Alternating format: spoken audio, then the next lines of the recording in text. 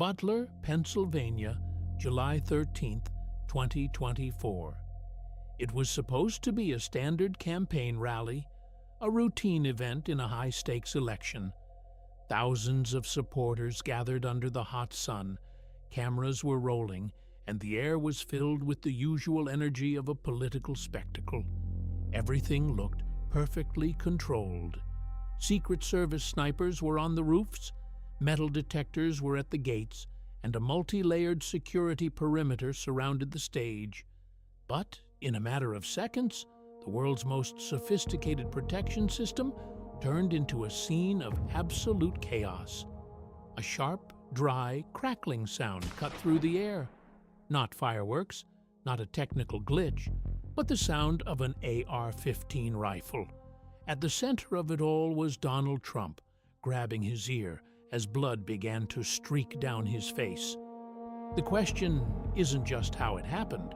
The real question is how it was even possible in the 21st century. If Trump hadn't turned his head to look at a chart on a screen at that exact microsecond, history would have taken a catastrophic turn.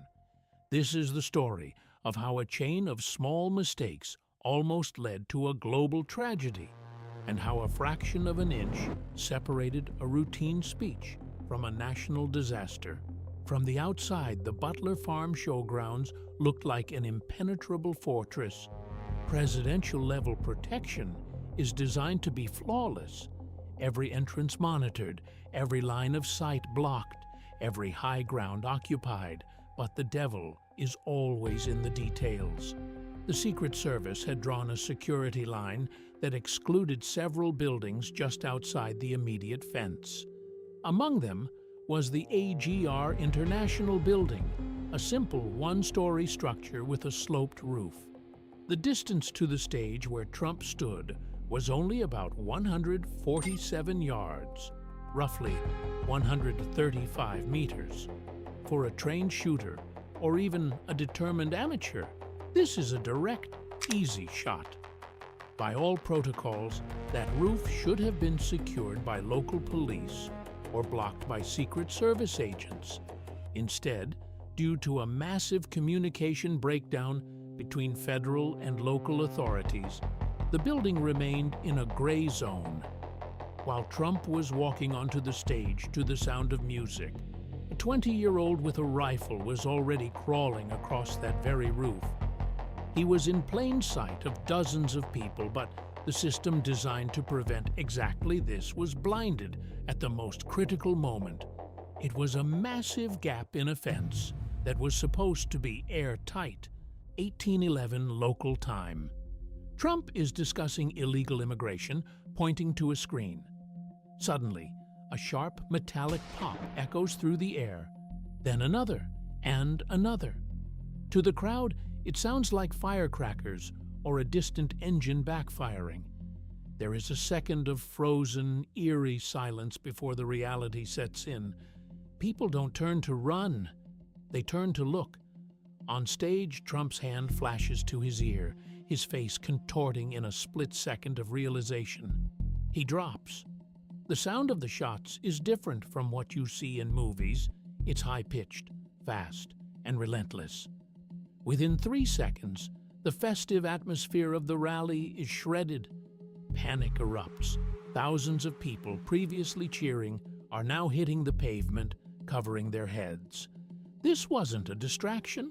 This was a targeted, synchronized attempt to end a life in front of a live television audience.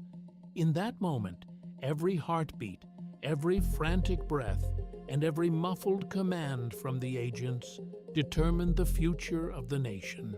The margin between life and death was exactly 2 centimeters. Experts would later call it a mathematical miracle. Trump has a habit of moving his head and gesturing wildly while he speaks. Just a fraction of a second before the point, .223 caliber bullet was supposed to enter the back of his skull. He jerked his head to the right to look at a statistical chart on the big screen. That impulsive, characteristic movement changed everything. The high-velocity bullet, traveling at over 3,000 feet per second, only grazed the upper part of his right ear. It passed so close to his brain that the shock wave itself could have caused damage. Blood immediately sprayed across his face and collar. If that chart hadn't been there, or if Trump hadn't decided to look at it at that exact micro moment, the rally would have ended in a televised execution. It was the ultimate butterfly effect, a minor gesture preventing a global shift in history. Go! Go! Go! The command echoes as 6 Secret Service agents pile on top of Trump in a matter of seconds. This is the human shield protocol, where agents use their own bodies to absorb potential follow-up shots. They aren't looking for the shooter yet. Their only job is to become living armor. The pile of bodies on the stage is a calculated mess of black suits and adrenaline. Inside that circle, Trump is being pressed into the floor, agents shouting, "Clear!" and "Hawkeye is moving" across their radios. The coordination is intense.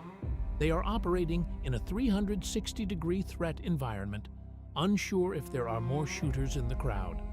As they begin to lift him, the priority is to get him to the armored SUV, but the chaos is still peaking. The world is watching a chaotic, desperate struggle for control, where the life of a former president is held in the hands of a few men and women who are trained to die in his place. As the agents try to rush Trump off the stage, something completely unscripted happens. Trump stops. Despite the blood dripping from his ear, despite the shock and the adrenaline, he realizes the historical weight of the moment. He demands his shoes, which had been kicked off in the scuffle, and then he forces the agents to wait. He stands up, looming over the huddle of black suits, and raises his fist into the air. He shouts the word "Fight" 3 times. It wasn't just a reaction, it was a masterclass in political optics. Captured against the backdrop of the American flag and the blue sky, that single image instantly became a global icon. It transformed the narrative from a narrow escape into a symbol of personal defiance. In that second, the victim became a warrior. Whether it was pure instinct or a calculated move, that fist in the air changed the political trajectory of the entire year, proving that in the age of social media, the image is often more powerful than the event itself. While the world focused on Trump, a separate battle was happening on the rooftops. A Secret Service counter-sniper team positioned on a building behind the stage had spotted the movement on the AGR roof. But there was a problem, a breakdown in the rules of engagement. For several seconds, they saw a man with a rifle, but they didn't have a clear order to fire until the first shots were taken. Once the shooter, Thomas Matthew Crooks, opened fire, the response was clinical and final. It took exactly 26 seconds from the first shot for the counter-sniper to return fire and neutralize the threat with a single high-precision shot. Crooks was killed instantly on that roof, but the damage was already done. He had managed to fire 8 rounds from a distance where he never should have been allowed to crawl. The speed of the neutralization was impressive, but it highlighted a terrifying fact. The system only reacted after the failure had already occurred. The investigation that followed revealed a catalog of errors that defied belief. It wasn't just a blind spot, it was a series of ignored warnings. Witnesses outside the security perimeter had seen Crooks crawling on the roof with a rifle more than 2 minutes before the first shot. They had pointed him out to local police, shouted at agents, and even filmed him. One local officer even climbed the roof, only to be forced back down when Crooks pointed the rifle at him. Yet, the information never reached the agents standing next to Trump in time. The Secret Service and local law enforcement were on different radio frequencies, creating a digital wall that blocked the life-saving intelligence. It was a perfect storm of bureaucracy, poor planning, and overconfidence.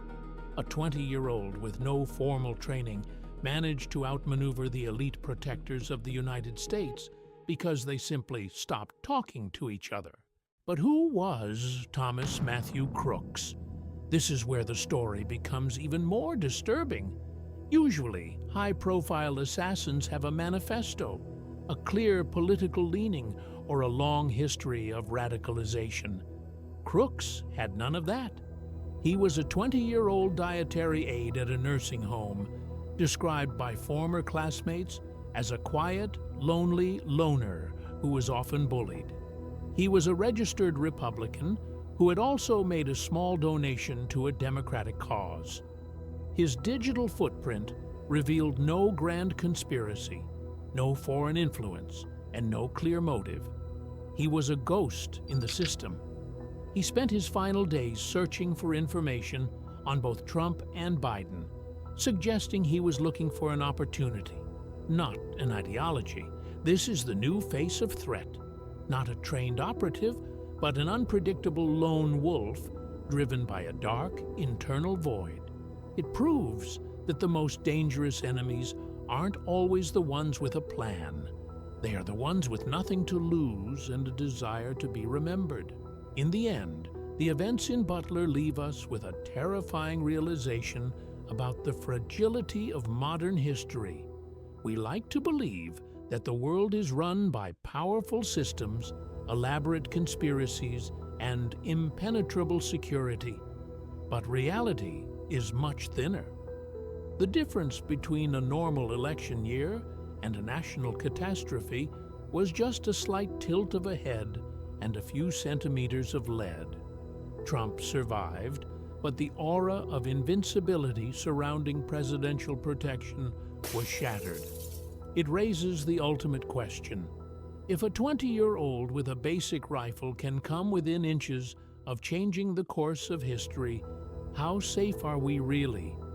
Sometimes, history isn't determined by grand designs or great leaders. It's determined by a single second, a random instinct, and pure, blind luck. And as we look forward, the real fear isn't just what happened that day, but the knowledge of how easily it could happen again. What do you think? Was it a miracle or a warning we still haven't understood?